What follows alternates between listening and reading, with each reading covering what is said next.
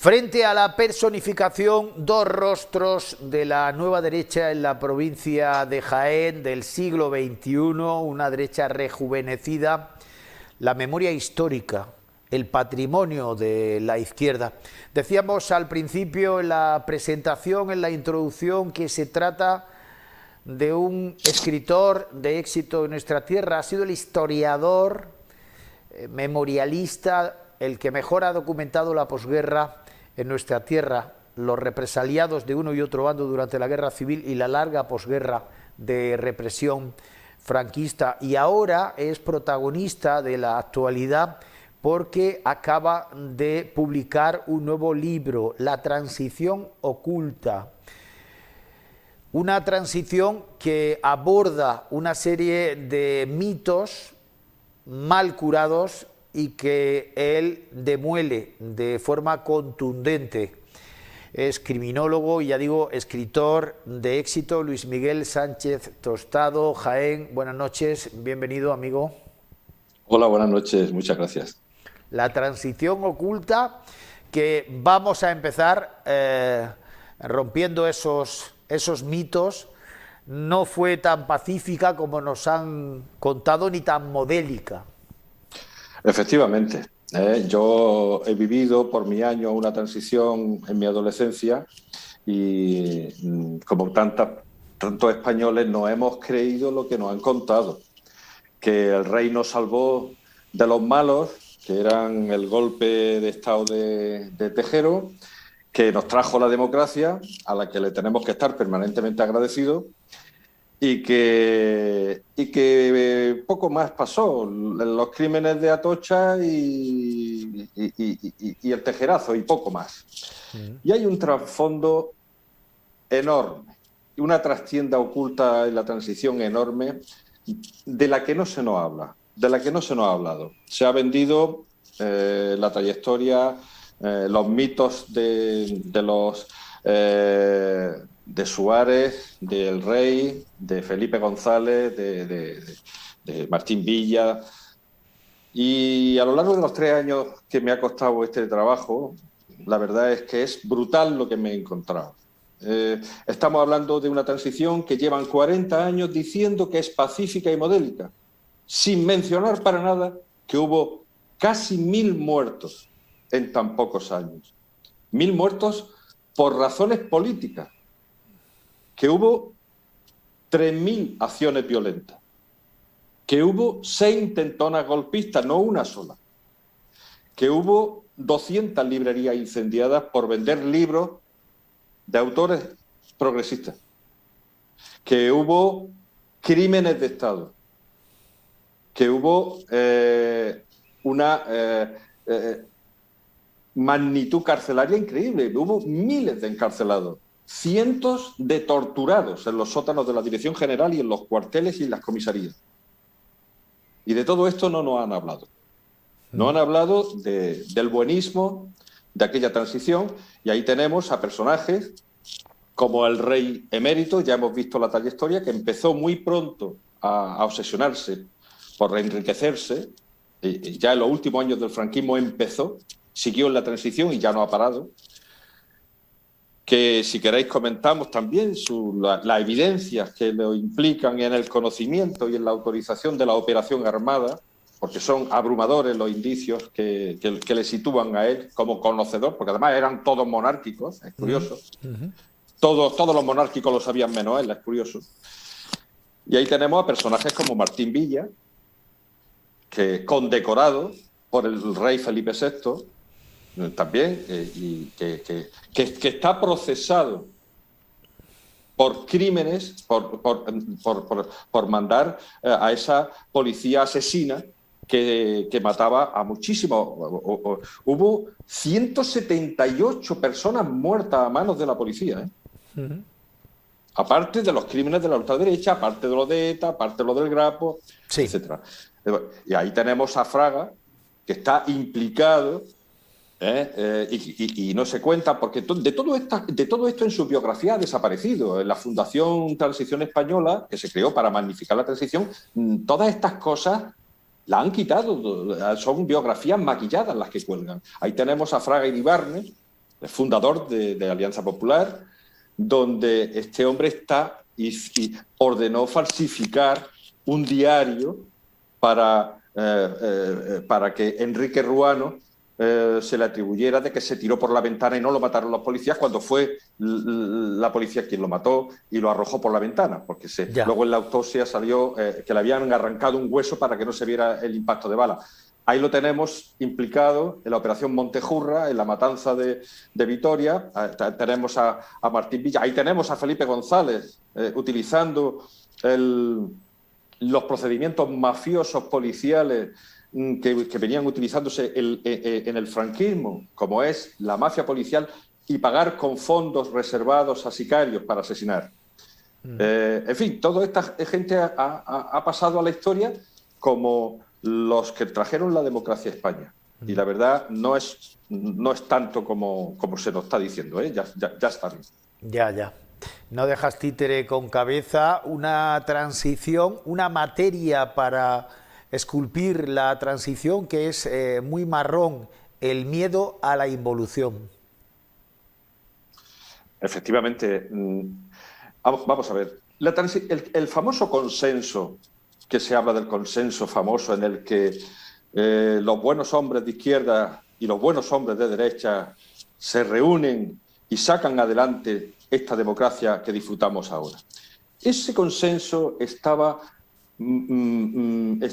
dentro del paraguas del miedo. Estaba la amenaza y la extorsión permanente a la oposición democrática del golpismo. Se negociaba con la pistola encima de la mesa.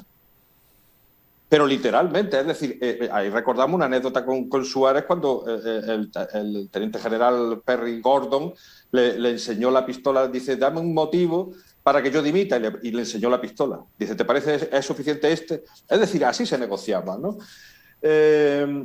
Esto, además, se le puso a la oposición democrática unas líneas rojas innegociables. No se podía negociar. La derecha estaba dispuesta a ceder en derechos y libertades porque le interesaba unirse a Europa, el mercado común, subirse al tren del mercado común, y porque las democracias occidentales se lo estaban exigiendo y no tenían otra salida. Pero pusieron sus líneas rojas, y las líneas rojas fue unas imposiciones como la monarquía por narices sin consultar al pueblo. El pueblo que vote un paquete conjunto de todo o nada. Y así va a salir que sí. Así se hizo en el referéndum de la reforma política y en el referéndum del 78 de la Constitución. Pero se le metió el paquete completo. Es decir, la monarquía la quiere Franco así y se va a seguir. Ya. Y además vamos a sacar una ley electoral que lo pidió y lo exigió Fraga y Iribarne que fuese así, con unos mecanismos correctores que nos van a hacer ganarla y que no gane la izquierda. Esos mecanismos correctores va a ser la ley DON, que se va a premiar a las provincias del interior que son el feudo de la derecha y que continúan siendo el feudo de la derecha. Y así vamos a sacar muchos más diputados que ellos. Pues bien, por número de votos, en las primeras elecciones del 77 hubiera ganado la izquierda, con 162 escaños frente a 160 de la derecha, pero aplicando estos correctores, que era la derecha la que los quería, efectivamente sacaron más, la derecha sacó más escaños y ganaron, y así, y en el 79 igual. Luego, cuando ganó el PSOE, le vino bien y también continuó con la misma ley, que por cierto es una ley preconstitucional. Y luego apareció la ley de amnistía. Bueno, la ley de amnistía es una auténtica vergüenza. Y le siguen echando flores a una ley que consideran de punto y final. ¿Punto y final para quién? ¿Para quién fue punto y final? Porque cuando sacaron la ley en octubre del 77 solo quedaban 69 presos políticos en las cárceles, 69, que eran etarras con delitos de sangre. Todos los demás habían salido ya en los decretos anteriores con la coronación del rey y en los decretos de la primavera del 77 con Suárez. Solo quedaban 69 presos etarras. Y para sacar a la calle a esos 69 se autoamnistiaron ellos mismos, la derecha. Los policías, se impidió investigar los crímenes de lesa humanidad del franquismo, se dejó en las cunetas y en las fosas comunes a 150.000 personas que siguen estando, se blindó el franquismo y se sacaron a la calle y no se procesaron ni a los jueces prevaricadores que ponían en libertad a los terroristas de la ultraderecha, ni a los policías como Billy el Niño, como Conesa y tal, que también torturaban. Todos a la calle por 69 etarras. Fue un mal negocio. Yeah. La ONU ha reprobado a España ya en 3 o 4 ocasiones y le ha pedido muchas veces que derogue esa ley. Y no quieren. No quieren porque siguen mandando los mismos. Los mismos. La transición fue una adecuación del régimen. España fue el único país donde, después de una dictadura franquista o fascista por asimilación, que se levantó la democracia sobre los cimientos de una dictadura. Eso no ocurrió en Francia, en Italia con el fascismo, ni en Alemania con el nazismo, que allí hasta se prohibieron los símbolos. Aquí no, aquí se permitió hasta los símbolos franquistas, el callejero franquista, que luego no fueron eliminados hasta muchos años después. Aquí siguieron gobernando los mismos. Y los poderes fácticos del franquismo han continuado hasta nuestros días. Las grandes empresas del IBEX están todavía en manos de ellos. Por poneros un ejemplo, de los 50 últimos ministros de Franco, 50, más de la mitad siguieron en política y la otra mitad controlando las grandes empresas con el poder económico. Los 3 primeros presidentes del gobierno de la transición eran altas personalidades franquistas, ministros o altos cargos franquistas. Los 3 jefes de Estado últimos de España, Franco, Juan Carlos I y Felipe VI, no lo ha votado nadie. Y esta es una herencia de esa transición. O sea, tenemos un sistema que viene heredado de entonces. Y se nos ha ocultado muchas cosas. O sea que Franco al final se salió con la suya, todo quedó atado y bien atado. Efectivamente, esa fue la frase que dijo en el año 69 en el discurso de Navidad y lo dijo convencido. El franquismo era un aparato monstruoso que llevaba una inercia de 40 años.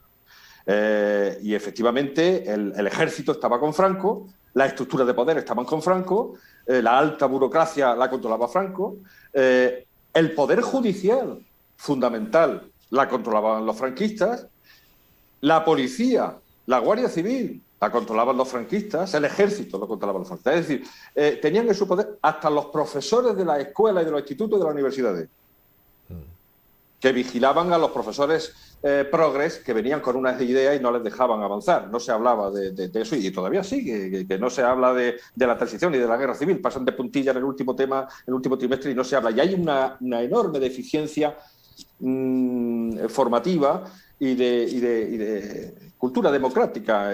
Por eso los jóvenes ahora pues se apegan a los populismos y se apegan a la ultraderecha y se apegan a partidos porque tienen un desconocimiento de nuestra historia reciente absoluta y es muy peligroso.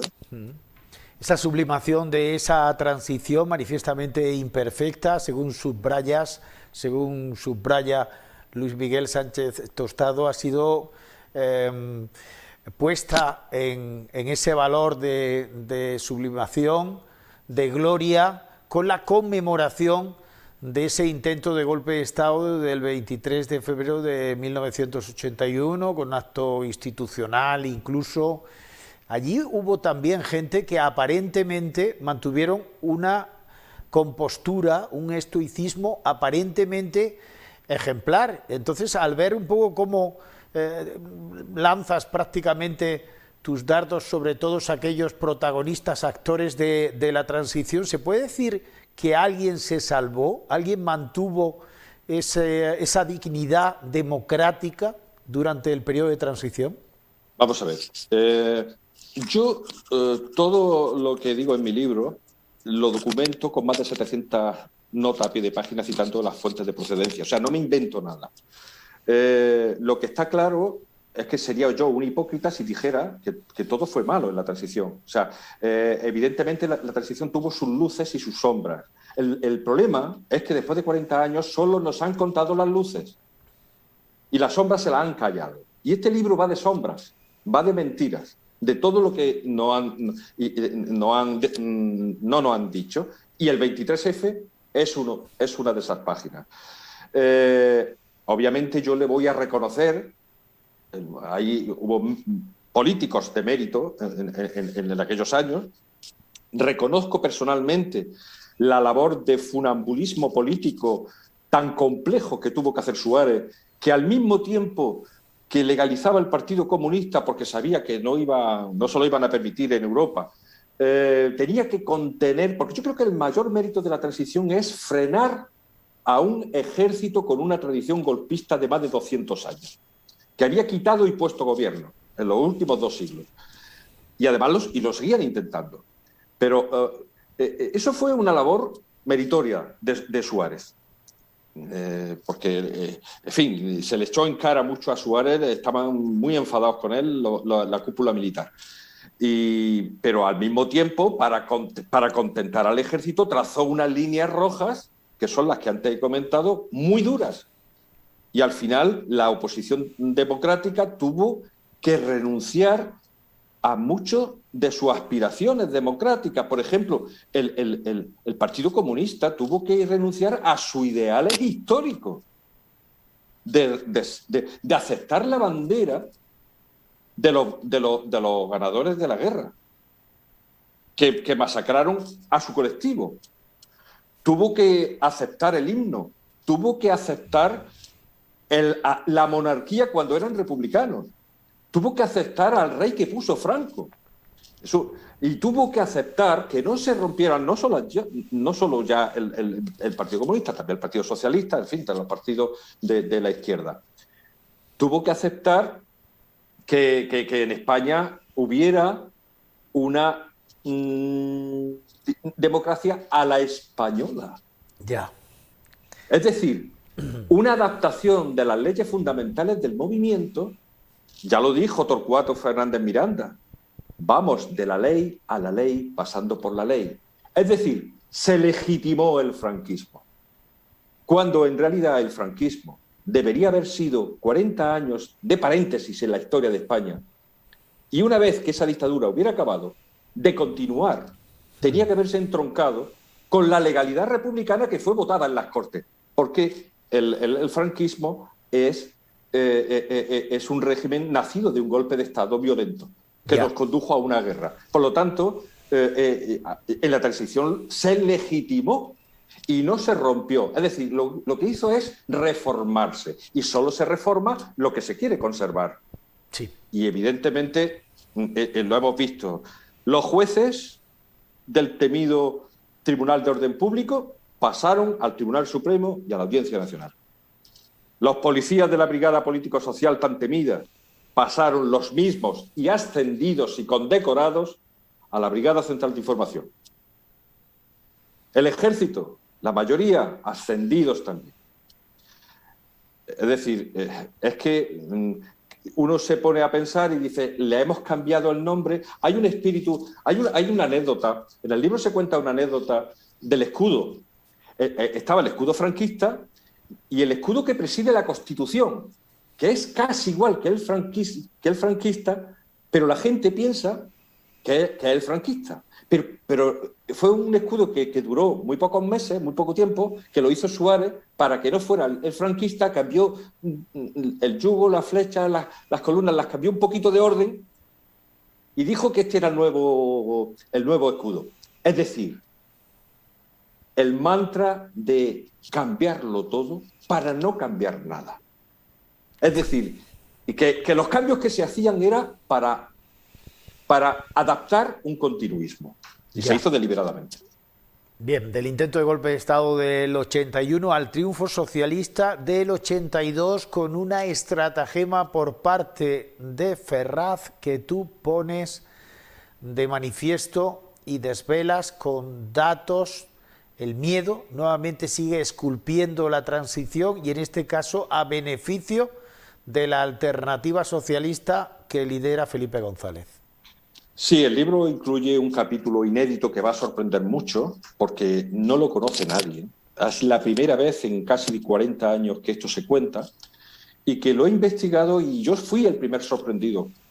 En el año 82, poco antes de las elecciones en las que obtuvo la victoria el PSOE, unas semanas antes, la revista Actual, una revista política, publicó una serie de reportajes durante varias semanas que se llamaban las listas de sangre para el 24F, es decir, unos listados de 3.000 personas que supuestamente iban a ser asesinadas de haber triunfado el golpe de Estado del 23F. Esto lo suscribe un tal Mario Bruno y dicen que están hechas por, esos listados lo hicieron Milicias Populares Patrióticas, que es una organización ultraderechista escindida de Fuerza Nueva y tal. Bueno, pues yo investigo a fondo esas listas y descubro que me coinciden al 99% con las candidaturas del BOE de las elecciones del 77, con el mismo orden, solo han quitado los nombres de los partidos. Y que Mario Bruno jamás existió, que fue un seudónimo que se puso para ese reportaje en ese preciso momento. Y luego descubro que la revista Actual es del PSOE, que fue comprada unos meses antes, 2 o 3 meses antes, y me he traído el historial registral del registro mercantil de Barcelona, de la empresa editora, y además localizo a algunos periodistas vivos de aquella revista, uno de ellos que fue subdirector, y los entrevisto, uno en Madrid y otro en Barcelona, y resulta que fue un montaje, que fue efectivamente lo que yo sospechaba.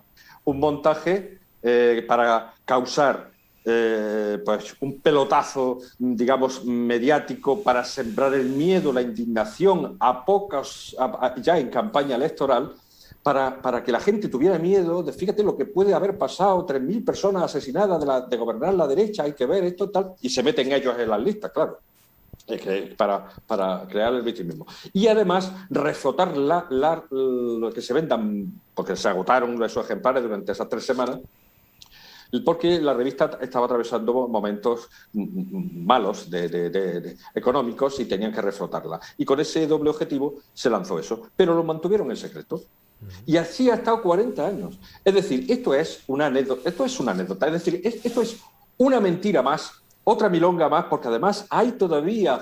Se hacen reportajes de televisión. La Sexta, equipo de investigación, ha hecho reportajes sobre estas listas. Hay decenas de páginas en Internet que hablan de estas listas y todo el mundo las da por ciertas cuando eso fue un montaje fraudulento del Partido Socialista.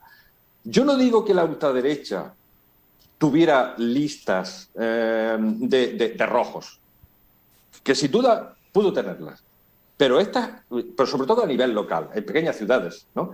Pero para hacer una lista de toda España de supuestos rojos que van a ser fusilados, eso solamente tiene capacidad el Ministerio del Interior, la Dirección General de la Guardia Civil, el CSIC, los servicios secretos, pero no una pequeña organización madrileña de ultraderechista que ni existió siquiera. Con lo cual... Esto es una muestra más de las mentiras que están en torno a la transición, ¿no? Y bueno, yo espero que se den cuenta mucha gente que todavía está creyendo en esas listas, que son falsas. Es la picaresca del poder. Entonces, los socialistas todavía no habían llegado al poder y ya estaban haciendo trampas. Es decir, es algo que... Y además luego vino el GAL y adoptaron las medidas represoras de guerra sucia de la UCD y del franquismo.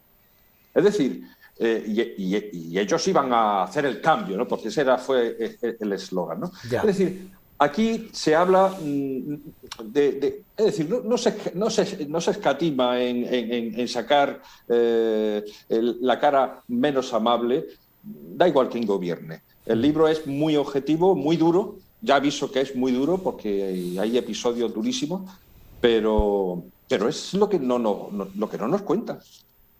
Pero merece la pena. La transición oculta no fue modélica, ni tampoco fue pacífica, y tiene una dedicatoria maravillosa que siempre, pues, los que hemos tenido esos referentes morales en la vida, desde la sencillez, pero desde la contumacia, desde la dignidad de los vencidos, uno resalta especialmente la dedicatoria a su padre, que es el lector más empedernido de Luis Miguel Sánchez Tostado, y además en esta ocasión con un sentimiento todavía más desgarrador, porque su delicado estado de salud hacía que el propio Luis Miguel, después de 3 años de investigación, de trabajo, pensara: ¿podrá mi padre leer el libro finalmente? Pues sí, ahí está su foto de perfil en redes sociales, donde tu querido padre está con la transición oculta, para luego darte un repaso, supongo. Sí, es que, bueno... Te emocionas, es lógico. Es que mi padre ha sido un gran lector toda la vida y me corregía los borradores de mis libros, y entonces le dio un ictus hace 4 meses y ha perdido pues muchas facultades mentales y bueno, pues ahora está remontando un poco, y yo pensaba que no lo iba a leer, pero se lo está leyendo y me emocionó. Es un hombre que ha leído de toda la vida, tiene ya 84 años y se lo está leyendo poquito a poco y lo estamos comentando. La verdad es que pensaba que no iba a llegar, pero bueno, el destino le ha permitido una prórroga, como los partidos de fútbol, ¿no? Qué bien. Y bueno, espero que pueda también leer el próximo, que saldrá en septiembre. Pues estaremos muy pendientes de esa novedad editorial, que va por dónde. Ah, no, claro, la nueva entrega en la obra, en la producción literaria de Luis Miguel Sánchez Tostado, también la conocemos, porque ya fue un éxito que ahora se retoma editorialmente, ¿verdad? Sí, yo es que estoy muy contento ahora porque con Almuzara es una editorial que se está tomando mucho interés ahora en mis libros y que está distribuyendo por toda España y por todos los centros, por todas las librerías, todas las grandes superficies de la transición oculta, y que hace unos días hemos firmado un nuevo contrato para reeditar una novela negra que yo la saqué hace 10 años, pero se hicieron muy poquitos ejemplares, y a pesar de las críticas extraordinarias que tuvo, no salió de la provincia de Jaén, y le ha gustado tanto que la va a relanzar a nivel nacional, revisada, corregida, actualizada, y además que incorpora ilustraciones hechas por la magnífica ilustradora jiennense Elena Ortega Yáñez, que le va a meter dibujos, y se va a relanzar con el título, se le ha cambiado el título, ahora se sacó hace 10 años con Más allá de la mirada, y ahora sale con La cuarta bestia, ¿no? Es un crimen real, ¿eh? Es un caso absolutamente real que pasó en la provincia de Jaén en 1898. Es un crimen que marcó un hito en la historia de la criminalidad, ¿no? Y que llegó al Consejo de Ministros. Es tremendo, es tremendo. Bien, pues aguardemos a que llegue ese momento. Por ahora tenemos La transición oculta, que es una forma de conocer esa labor historicista de nuestro querido Luis Miguel Sánchez Tostado. Cuídate mucho, muchas gracias y hasta pronto. Gracias a vosotros. Gracias a vosotros.